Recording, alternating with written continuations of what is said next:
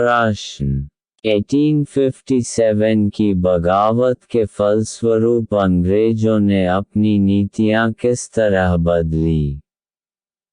उत्तर 1857 की बगावत के फलस्वरूप अंग्रेजों ने अपनी नीतियों में निम्नलिखित परिवर्तन किए। 1. ब्रिटिश संसद ने 1858 में एक नया कानून पारित किया और ईस्ट इंडिया कंपनी के सारे अधिकार ब्रिटिश साम्राज्य के हाथ में सौंप दिए ताकि भारतीय मामलों को अधिक अच्छे तरीके से संभाला जा सके। ब्रिटिश मंत्रिमंडल के एक सदस्य को भारत मंत्री के रूप में नियुक्त किया गया। उसे भारत के शासन से संबंधित मामलों को संभालने की जिम्मेदारी सौंपी गई। उसे सलाह देने के लिए एक परिषद का गठन किया गया जिसे इंडिया काउंसिल कहा जाता था। भारत के गवर्नर जनरल को वायसराय का पद दिया गया। इस प्रकार उसे इंग्लैंड के राजा रानी का निजी प्रतिनिधि घोषित कर दिया गया। परिणामस्वरूप अंग्रेज सरकार ने भारत के शासन की जिम्मेदारी स्वयं ले ली। 2.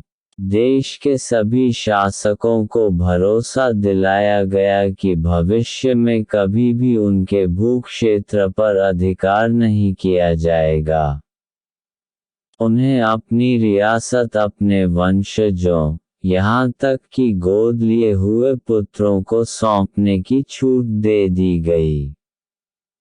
परंतु उन्हें इस बात के लिए प्रेरित किया गया कि वे ब्रिटेन की रानी को अपना अधिपति मानें। इस प्रकार भारतीय शासकों को ब्रिटिश साम्राज्य के अधीन शासन चलाने की छूट दी गई। 3.